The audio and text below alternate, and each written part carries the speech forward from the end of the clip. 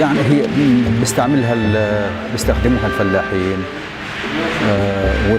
يعني القرويين واللي بيشتغلوا بالارض حتى يمنعوا عنهم حر البرد، وفي الشمس برضه بتقيهم من حرارة الشمس.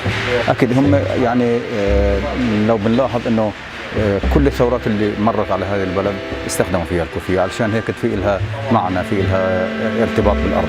بكل تاكيد هو اللي اعطاها الرمزيه، يعني هو اللي شهرها، هو اللي خلى الكوفية هذه فيمس، مشهوره. ما كانت يعني صحيح انه كانت الكوفية في لها انتشار.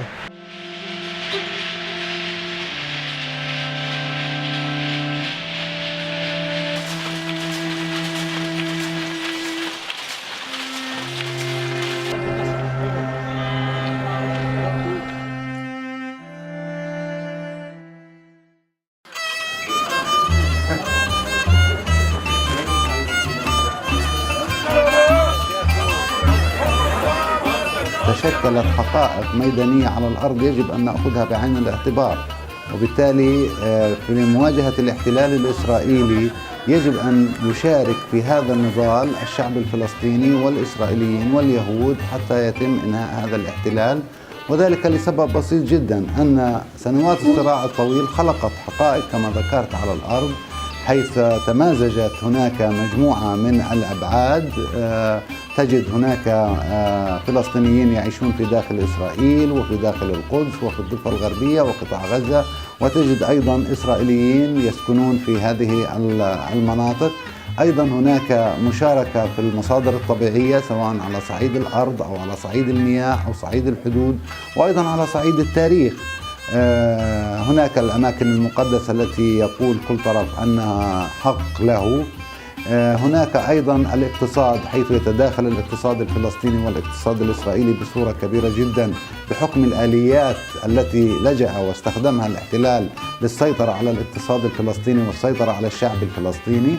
كل هذه المسائل جعلت المواجهة ضد هذا الاحتلال تستدعي مشاركة فاعلة من الفلسطينيين والإسرائيليين من أجل إنهائه ومن أجل إنهاء المعاناة التي يتعرض لها الشعب الفلسطيني والاعتراف بحقوقه الوطنية بدولة مستقلة، وفي نفس الوقت أن يكون للإسرائيليين مكان موجودين ويعيشوا فيه. انطلاقا من ذلك كان موضوع مركز المعلومات البديلة كفكرة أساسية حاسمة أن النضال المشترك هو نضال ضروري لإنهاء هذا الاحتلال.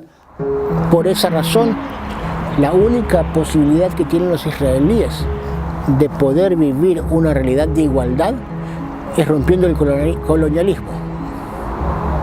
Su propia desigualdad es consecuencia del colonialismo. Pero para romper el colonialismo están los palestinos, o sea, la corresistencia no es una elección subjetiva, como un cigarrillo, ¿no?, que fumas, sino la corresistencia es una necesidad objetiva para la propia sociedad israelí.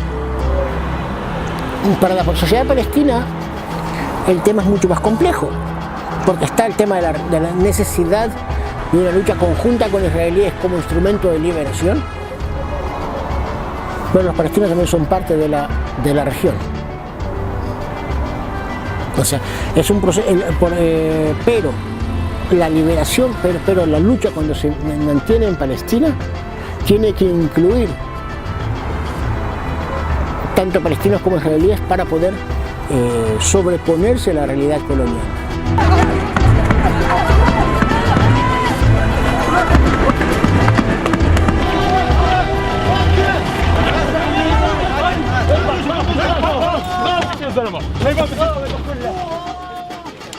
لا يمكن لدولة إسرائيل أن تستمر دولة في المنطقة دون يعني تحقيق العدالة للشعب الفلسطيني، والواقع يثبت ذلك.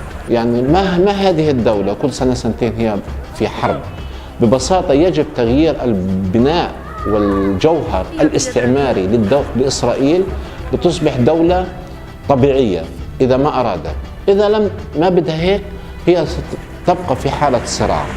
بالتالي القوى الديمقراطية الحقيقية الإسرائيلية المناهضة للاحتلال ولجوهر الفكر الصهيوني الذي ينتهك حق شعب آخر عليهم الآن خاصة بعد فشل مشروع أوسلو عليهم أن يتحركوا ليس فقط من باب التضامن مع الفلسطينيين بل مع ذاتهم، وبالتالي عليهم العمل في داخل مجتمعهم لتحطيم هذه الجوهر الصهيونية المعادي لشعب آخر والشعب الفلسطيني ولشعوب المنطقة. بالمقابل على الفلسطينيين أيضا أن يعملوا جديا على هذه الجبهة الداخلية الإسرائيلية ويصلوا أكبر قدر ممكن من الناس، ولكن ليس على قاعدة العلاقات التطبيعية، على قاعدة أنكم بمقدار مع استمراركم لاحتلالنا وإهدار حقوقنا والتنكر لحقوقنا.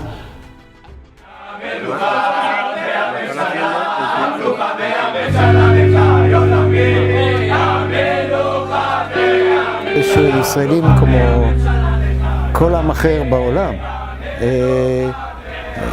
מעדיף שקט, מעדיף לסגור עיניים, מעדיף לאטום אוזניים אם זה אפשרי. אם זה לא פוגע בו ביום יום מבחינה ביטחונית, מבחינה כלכלית, מבחינת בידוד בינלאומי. וכאן אנחנו מגיעים למצב הנוכחי. היום המחיר שהאוכלוסייה הישראלית נדרשת לשלם עבור הכיבוש, עבור המדיניות הקולוניאלית הישראלית, המחיר מאוד קטן. יש ביטחון לאומי, אין איום על ישראל, יש ביטחון פרטי, כמעט אין פעולות טרור או פעולות אינדיבידואליות. יש מצב כלכלי מצוין בישראל. ישראל היא ארץ עשירה, ארץ שמייצאת טכנולוגיות, נשק, הון ברחבי העולם. ויש דבר אחד שהמצב קצת מדאיג, אבל לא יותר מדי, זה התחושה. El BDS es primero y principal una actitud moral. Hay cosas que las personas honradas no hacen. Una persona honrada no colabora con un régimen de opresión.